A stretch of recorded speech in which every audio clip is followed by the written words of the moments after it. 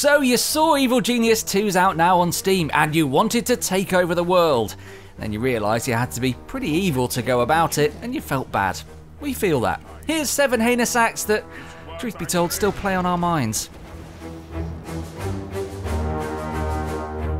Hello there and welcome to the channel. The clue's in the title really, isn't it? Evil Genius 2. Not mischief-making genius, not basically alright but goes a bit too far with the banter sometimes, you just have to get to know them genius. The evil geniuses in Evil Genius 2 are evil. The Simplified layer building sim is a counterpoint to all those games that have you playing the part of someone virtuous, because there's no nice way to go about building a superweapon and then holding the world to ransom, is there? And look, it's cathartic to let let yourself go, sorry Max, and indulge the lighter side of the dark side. Still, and I don't know whether it's just me, but there have been moments along the way to World Domination that still play on my mind.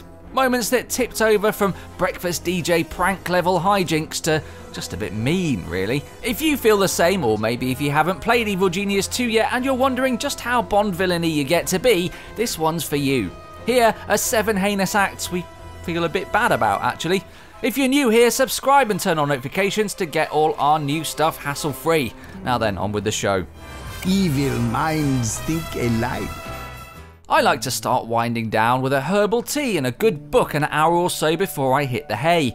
Then I'll pop in some earplugs and put on an eye mask and listen to a podcast about something slow and soothing. By contrast, the minions in my lair start their bedtime routine by working to the point of exhaustion, then dragging themselves into a barracks where dozens of other people sleep in bunk beds, trying to drown out the sound of a room full of radio repeaters and people constantly walking in and out of the room. Then after about 3 hours, it's immediately back to work. I mean, there's being a maniacal supervillain, and then there's just plain inconsiderate. Yes, Red Ivan's cavalier use of a rocket launcher is probably a bit nastier in the grand scheme, but you can really feel the minion's sleep situation because it's so relatable. We all feel the pain of sleep deprivation, and that makes it extra evil to impose it on your employees.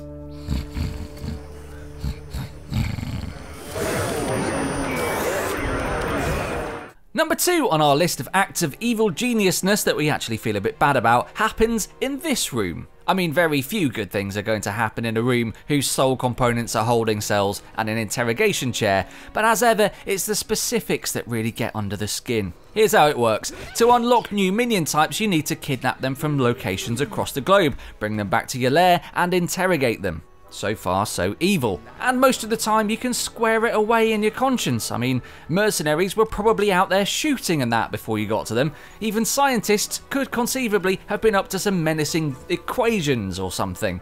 But a valet, I mean, alright, they give you a harsh stare if you stiff them on a tip, but is it really enough to justify this? It's not just that they're being tickled, and it's not just that they die. It's that they're being tickled until they die. If I'm ever in that situation, just give me a bullet instead. Interrogation successful. Yeah, well, I just spotted it on teletext really, and I thought, you know what, me and the missus haven't been away for a while, might be nice, change of scenery, you know. I did spot the odd 1-star review on TripAdvisor, people saying, oh, the island's tiny and there's nothing there but a casino and there are people being killed constantly, but I thought, you know, you always get one, don't you? And for the price it seemed mad not to. Anyway, now I'm here, it doesn't seem so bad. Nice weather, I reckon we'll both go back with a tan, won't we, love? Love? She can't hear me, she's over at the roulette wheel. Already 300 quid down, but you can't tell her, can you? I mean, the accommodation's not up to much, really. We've been sleeping out on the jetty most nights, but it makes a Oh my god! Oh, he's killed him! Oh, the bodies! The bodies everywhere! Help me, it's like a rocket launcher! Oh my god! Oh, help me! Oh my god, help me! Yeah, every one of these tourists is going back with PTSD. Sorry about that, you lot. A scheme has succeeded. Hiding away in an island lair and kidnapping scientists from the world stage to construct a superweapon powerful enough to bring the world to its knees is naughty, but doing so without a second thought for adequate fire evacuation procedure is evil. Particularly when you consider that in my first playthrough, when, hand on heart, I hadn't fully embraced the finer points of base security, fires broke out in the generator and control rooms roughly 5 times every second. We've got a red alert mode for making sure nobody has our gold away, sure, but who's the fire steward around here and where's your special vest? Where's the assembly point? What's the quickest route out of here? And what happens if the power goes down while these giant doors are closed? It's an insurance underwriter's nightmare, and there's no excuse for it, however villainous you're feeling. Even Blofeld probably had a few fire blankets dotted about.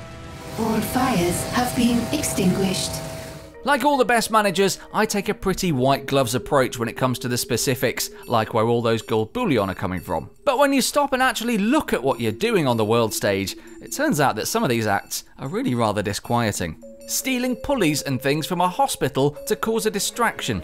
Posing as renovators and then nicking a stained glass window from a church piece by piece. Boiling all the milk in the world to create a cheese shortage. This one hits me especially hard, love a dollop of dolce latte. This stuff, well, it's all quite evil, isn't it? This one takes the biscuit though. A fool and his honey. Sent out into the world never to return to the lair, one particularly entrepreneurial minion has taken up beekeeping and become pretty good at it. Their honey's pretty popular too, so, well, what do? You go in and take over the whole operation. Despicable you. Here's one from my own playthrough again, and I hope it hasn't happened to many of you out there. I'd spotted a bunch of investigators stalking the halls, and I thought I'd show leniency like any great leader, so I only marked them for capture rather than termination. I know, pretty decent of me. But then I completely forgot about it, and I went back to looking at something on the world map for quite a while, until Iris alerted me that a prisoner had escaped. Before I'd even located them back at the lair though, she chirped up again to let me know they'd been recaptured. Cool, I thought, no bother. Back to the world stage. But then I heard the same announcement again. They'd escaped. And before I could locate them, the poor investigator had been immediately recaptured again and slapped back in the cell. This went on for quite some time. Because if you leave people in holding cells for a while, they will eventually find a way to break out. Really, you only need them for long enough to assign someone to interrogate them. But I had no such plans for this poor prisoner, so they entered a heartbreaking cycle of breaking free and then immediately being re-imprisoned until, sick of the announcements from Iris, I made sure they couldn't escape again. We're saving the most flagrantly evil, dastardly, real bad egg behaviour here for last. And yes, I do mean you, Maximilian. Some bosses might book paintballing days as a means of motivating their workforce, bringing them together with a fun activity that carries only a slight chance of permanent sight damage. Or a Christmas bonus, things like that. Max though, Max sees it differently. Why pay a third party to lease their paint-flinging projectiles to put the wind up your employees when you've got a perfectly good loaded revolver sitting in your pocket? It's a wanton waste of resources. And look, this is all a roundabout way of saying that walking up and executing minions is a really good way of getting their loyalty back up. And it's a tactic that I've called upon more than once. It's just that there's no way to feel good about it, even if the minion in question has been standing around in the mess hall for actual days instead of researching that pivotal scientific breakthrough you've been hollering at them to do.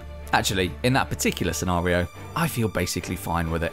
Let's have a talk. One final talk. Here we are then, 7 acts of rampant nastiness that make us want to shower the evil off. How have you disgusted yourself so far in Evil Genius 2? Let us know in the comments below, and once again remember to hit the subscribe button and the notification bell for more like this.